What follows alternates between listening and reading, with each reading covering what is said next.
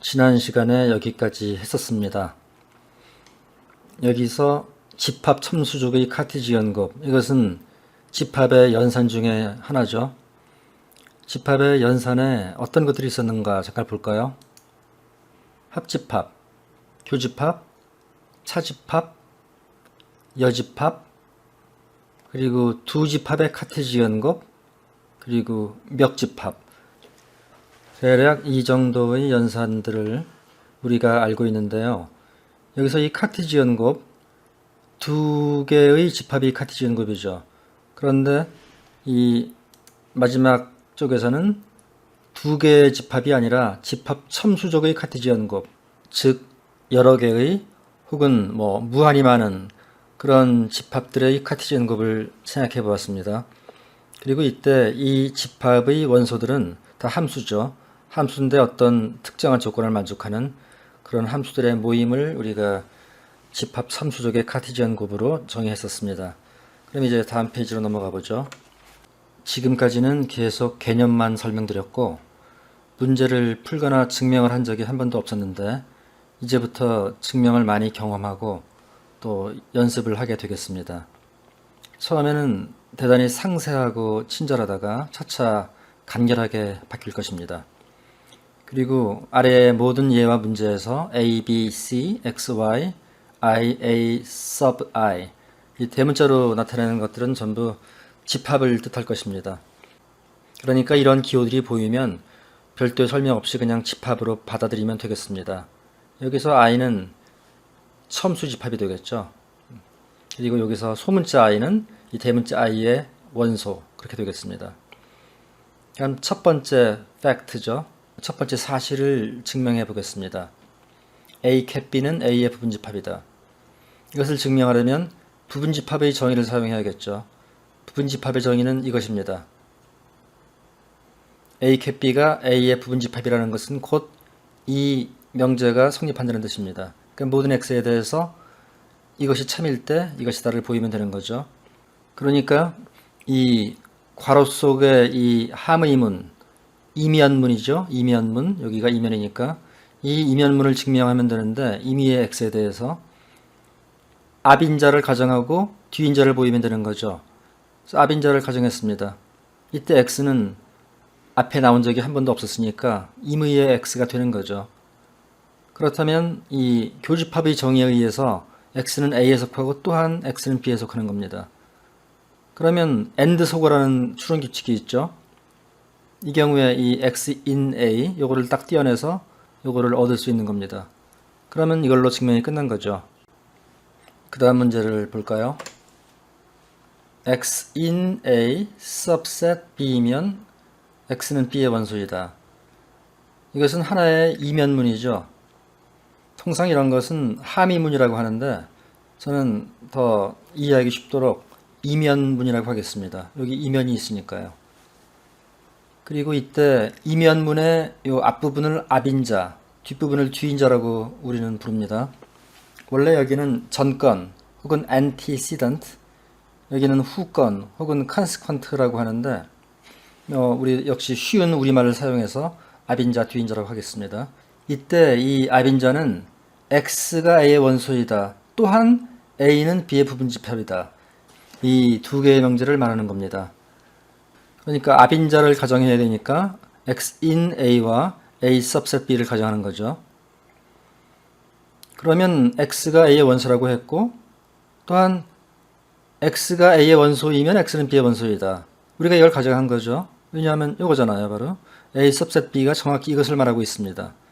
그러면 이 두 개의 명제를 전제로 삼아서 이면 소거를 적용하면 X in B가 나오죠. X in B가 우리가 원하던 이 뒤인자입니다. 이것으로써 이 명제를 증명한 겁니다. 다음번에 증명할 명제를 볼까요? A가 B의 부분집합이고 B가 C의 부분집합이면 A는 C의 부분집합이다. 누구나 다 잘 알고 있는 것인데 하여튼 증명을 해보겠습니다. 이것도 역시 이면문이죠. 이면이 여기 있으니까.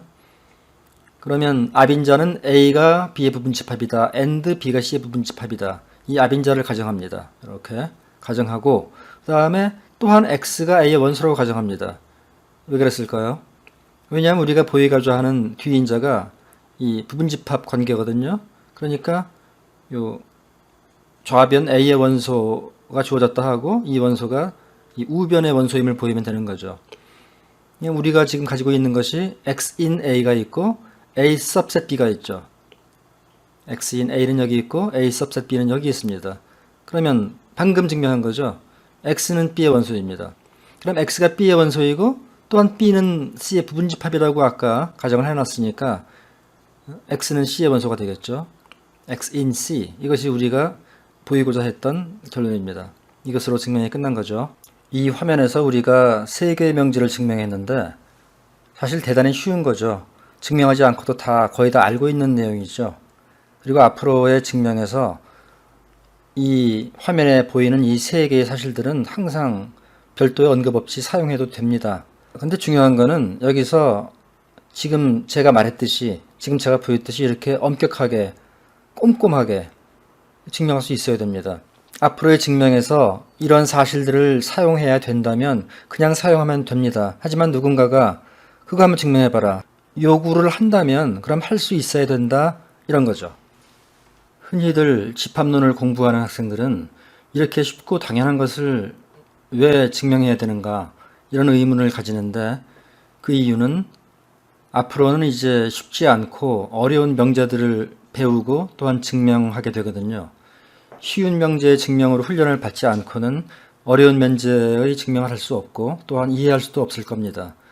그것이 바로 이 쉬운 증명을 확실하게 스스로 할 수 있어야 하는 이유입니다. 그럼 다음 페이지로 넘어가겠습니다. 이 화면에는 두 개의 문제와 그것들의 힌트가 주어져 있습니다.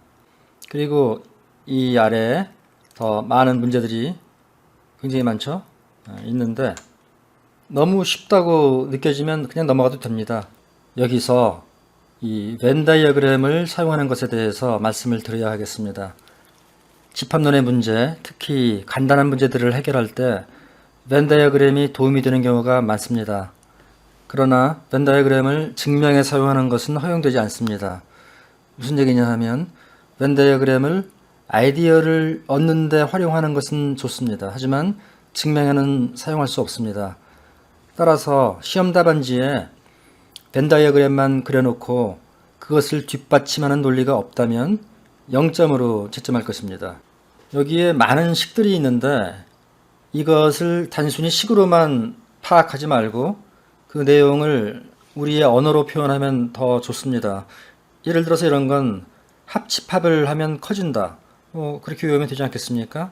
실제로 이 앞에 처음 나왔던 이 명제도 교집합을 취하면 작아진다. 이렇게 외우면 되죠. 이런 것은 합집합과 교집합에는 교환법칙이 성립한다. 이거는 합집합과 교집합에는 결합법칙이 성립한다. 이러면 되겠고요. 이 두 번째 명제 같은 경우는 지금 A와 B가 C의 부분집합인데 그것들을 합집합시켜도 부분집합이다. 그렇게 외우면 되죠. 그러니까 부분집합은 합집합시켜도 부분집합이다. 원래 합집합을 시키면 커지게 되어 있죠. 근데 커져도 아직도 작다. 아직도 부분집합이라는 얘기죠. 이 세 번째 명제는 초집합에 대한 얘기죠. 초집합은 교집합을 시키면 분명히 작아지기는 하는데 아직도 충분히 크다. 아직도 초집합이다. 이런 얘기죠.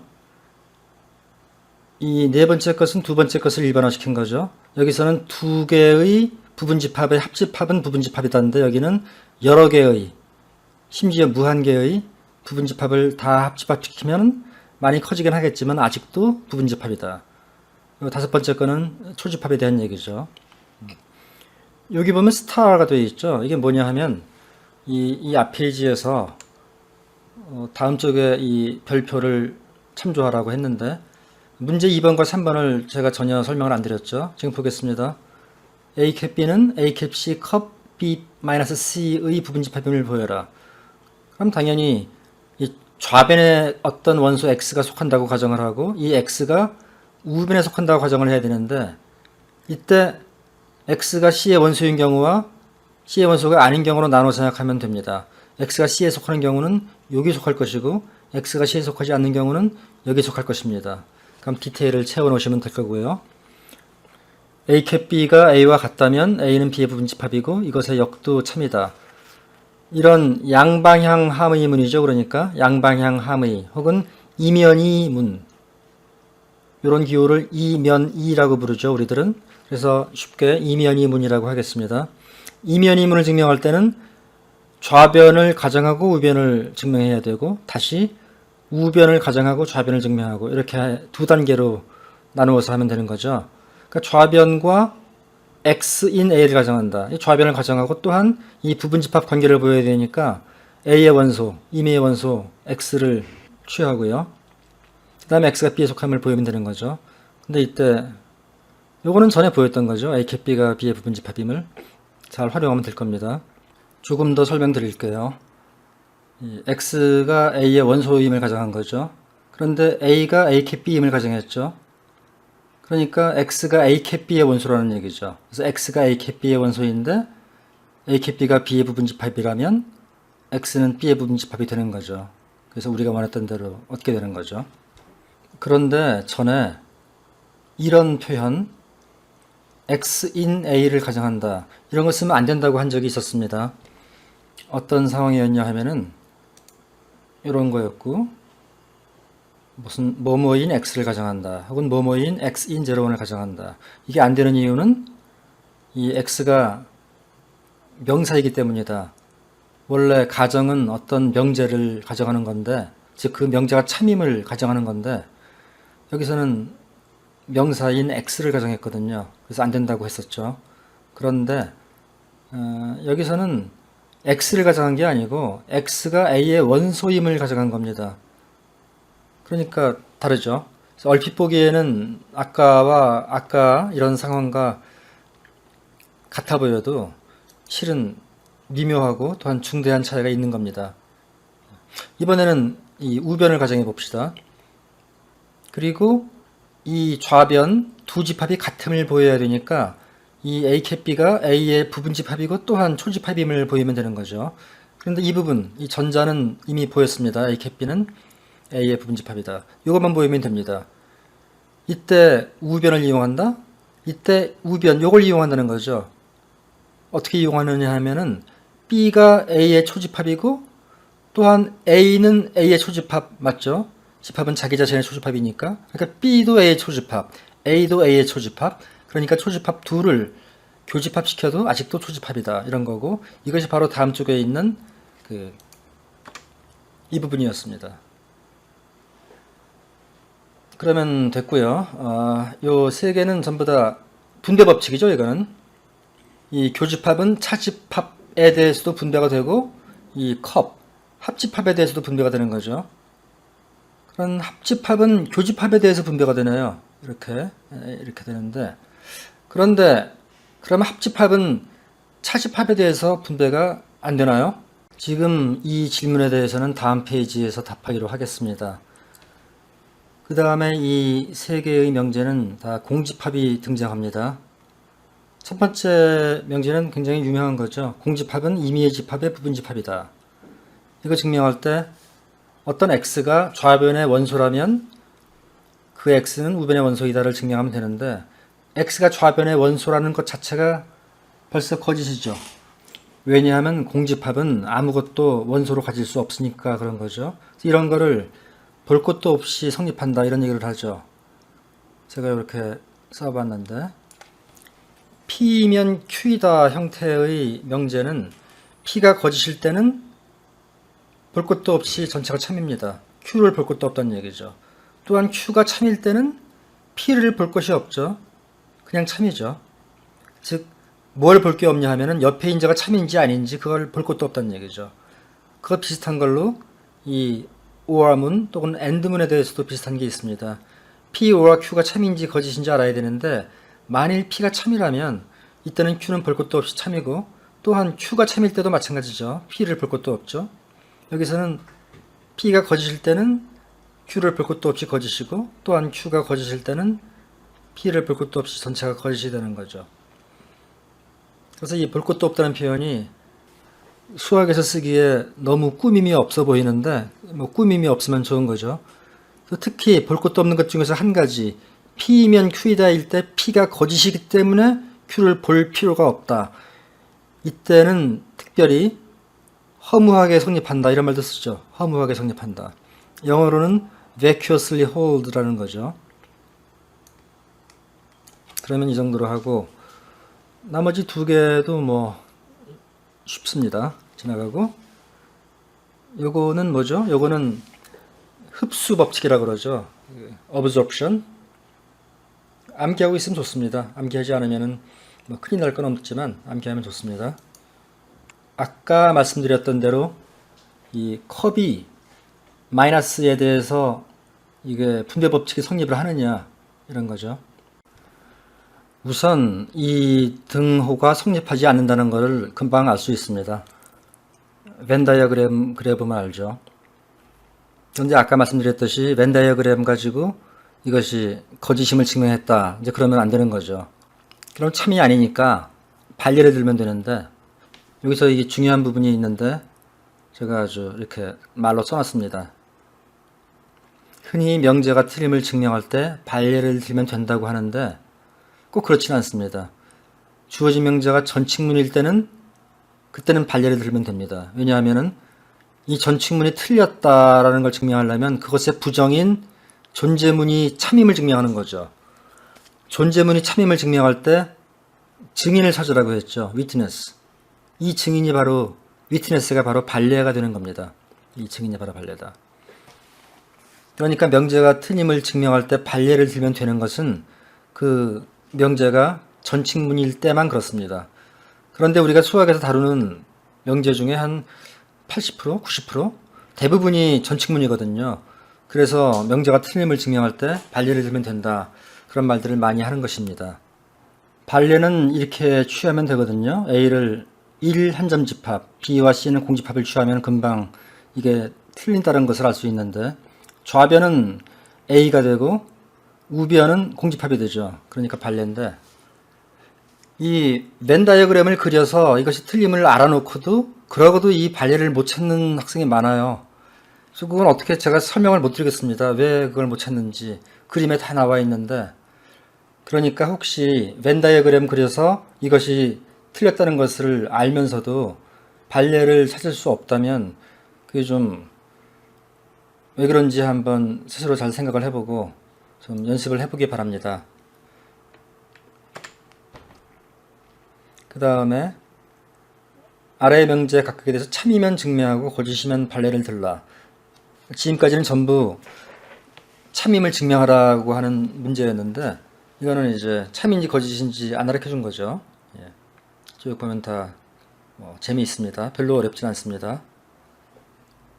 여기에 보이는 명제들은 전부 참입니다. 그러니까 반례를 찾으려고 노력하실 필요는 없습니다.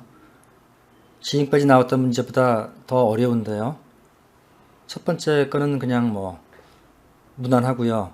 두 번째 문제는 잘 보면은 이 좌변이 같고 우변끼리 또 같고 그렇죠. 그런데 여기는 좌변이 우변의 초집합이라는 건데 여기서는 같다. 즉 이 부분집합임을 증명하라는 얘기죠. 항상 그런 건 아니고 이런 전제하에서 C가 A의 부분집합이라는 전제하에서 좌변이 우변의 부분집합임을 보이면 한 방향이 된 거죠. 무슨 방향이냐 하면은 이 방향. 우변을 가정하고 좌변을 증명하는 방향.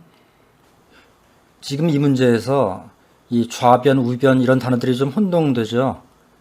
왜냐하면 이 전체 이면문에서 이게 우변인데 이 좌변 중에 또 좌변, 우변 또 있어서 조금 혼동스럽습니다. 이제 이 등식이 성립함을 가정하고 이걸 보이는 거는 사실은 많이 쉬운 문제인데 의외로 어려워하는 경우가 있는 것 같아요. 이 등식이 성립한다고 가정합니다. 그 다음에 C의 원소 X라고 하죠. X가 주어졌다 치고 그럴 때 이 X가 A의 원소임을 보여야 되는데 X가 C의 원소이니까 X는 여기에 속합니다. C 컵 뭐니까. 그러니까 X는 여기도 속하죠. 그럼 X는 A에 속하고 또한 여기 속해야 되는 거죠. 또한은 필요 없고 X가 A에 속한다는 사실. 그것으로서 이미 C가 A의 부분집합이라는 걸 증명한 거죠. 그 다음 세 번째 명제는 별로 어렵지 않습니다. 힌트 없이 그냥 풀어보세요. 그 다음에 네 번째 문제를 많이 어려워하는데, 이 문제가 어려운 이유는 이 벤 다이어그램이 잘 안 통합니다. 왜냐하면 여기서 이 집합 X가 임의의 집합이라고 해서 이게 마구 변하거든요. 그럼 도대체 벤 다이어그램을 몇 개를 그려야 되는 겁니까? 그래서 벤 다이어그램이 큰 도움이 안 됩니다. 벤 다이어그램이 안 통할 때 우리는 로직을 사용하죠. 논리를 사용하면 되는 겁니다. 좌변을 전제로 했을 때 우리가 어떤 추론 규칙을 쓸 수 있느냐. 좌변을 보면 이게 전칙문입니다. 그러니까 for all 소거를 써야겠죠. for all 소거. for all 소거라는 게 무슨 뜻이냐 하면은 바로 x에 적당한 값을 넣는 거죠. 대입을 해야죠. 그럼 x의 값으로 뭘 넣어야 되느냐. 막막하겠죠. 처음에는. 하지만 잘 보면 x는 집합인데 여기 주어진 게 a, b, 집합이 두 개밖에 주어진 게 없습니다. x는 이 a와 b로부터 얻어져야만 합니다. 그럼 무엇이 있겠습니까? 물론 그냥 결정되지는 않죠. 하지만 몇 개 없죠. a 또는 b 또는 a 컴플리먼트 또는 b 컴플리먼트 또는 뭐 공집합 또는 a 캡 b 또는 a 컵 b 뭐 그 정도네요. 그러니까 몇 가지 경우만 대입해 보면 됩니다. 그러면 이 우변이 탁 나올 겁니다. 역으로 이 우변을 가정하고 좌변을 증명할 때는 이 대문자 x는 그냥 임의로 주어진 거죠. 그냥. 그 다음에 이 두 집합이 같음을 보여야 되니까 이 좌변의 원소 소문자 x를 생각을 해야 되는데 이때 이 x가 대문자 x에 속하는 경우와 속하지 않는 경우로 나눠 생각하면 잘 됩니다. 힌트는 이 정도면 충분한 것 같습니다. 그럼 그 다음은 여기 처음 보는 기호가 나오는데요. 이 기호는 무엇을 의미하냐 하면은 이런 우변에 있는 집합을 나타내는데 이것을 대칭적 차집합이라고 합니다. 대칭적 차집합.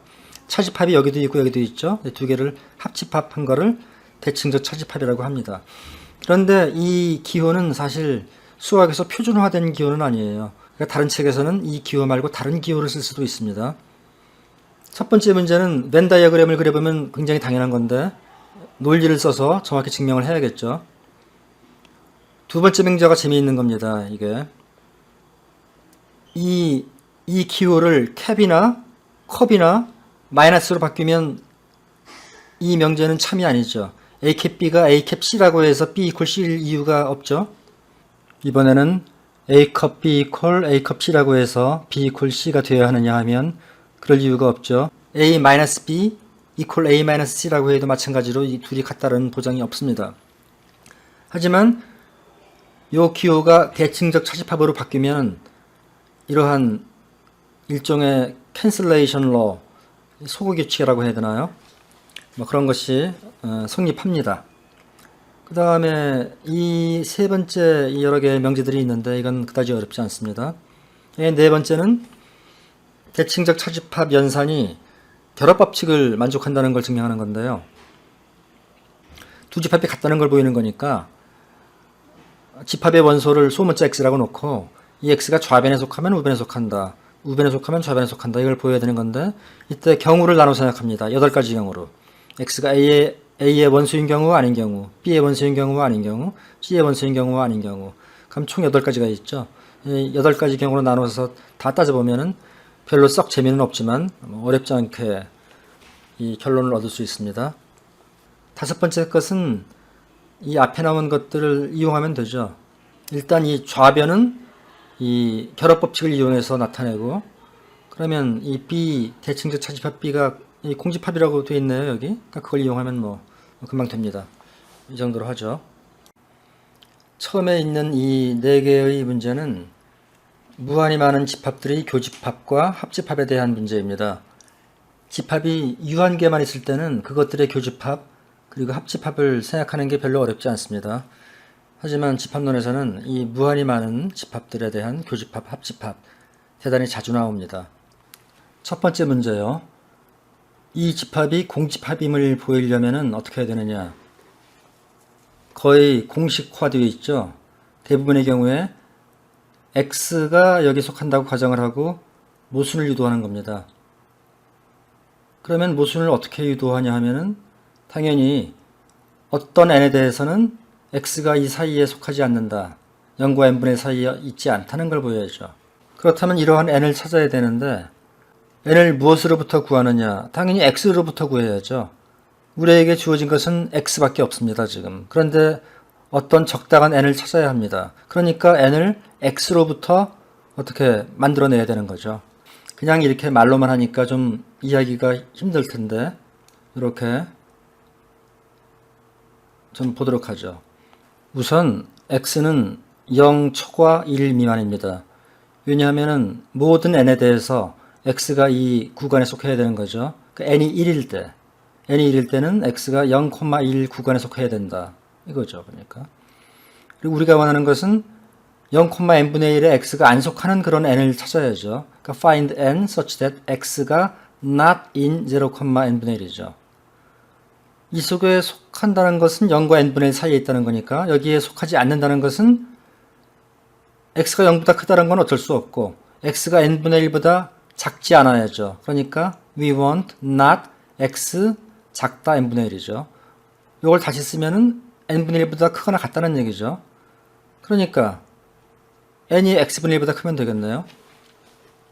x가 양수이니까 x분의 1은 양수겠죠. 그런데 뭐 자연수는 한없이 커질 수 있으니까 이 x분의 1보다 더 크도록 n을 취하면 되는 거죠. 이렇게 하면 x가 이 집합에 안 속하는 거죠.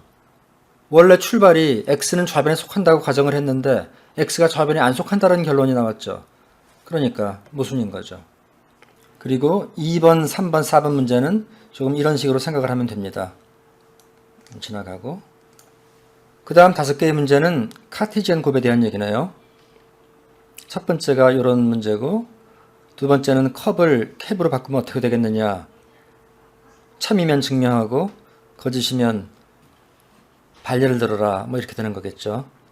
뭐 비교적 쉽습니다. 그러니까 그만 얘기하고 그 다음에 이 두 번째와 세 번째 문제는 조금 더 어려운데요. 특히 두 번째는 이퀄인데 여기는 그냥 초집합이죠. 그러니까 이 부분집합 관계가 성립하지 않는다는 얘기인데 이 캡을 컵으로 바꾼 거에 불과한데 그렇죠. 하나는 이퀄이고 하나는 아니다 이런 건데 이 두 문제는 어떻게 생각하냐 하면은 먼저 아이디어를 얻기 위해서 평면상에 수평축, 수직축을 그리는 겁니다. 그리고 A와 B는 가로축 내의 부분집합 그리고 X와 Y는 세로축 내의 부분집합 이렇게 생각하면 됩니다. 그리고 그림을 그려보면 이 두 번째에서는 이퀄이 성립하고 여기서는 성립하지 않는다는 것을 알 수 있을 겁니다. 이퀄이. 사실 수학에서 이렇게 이것이 이것의 초집합임을 보여라. 그러면 원래는 여기에 속하는 임의의 원소가 여기에 속하는 것을 보이면 되는 거죠. 그게 끝이죠. 하지만 사실은 이 부분집합 관계는 일반적으로 성립하지 않는다. 그것까지 보이기를 원하는 겁니다. 그러니까 반례를 들어야죠. 그런 경우. 문제 정확히 이해하셨죠?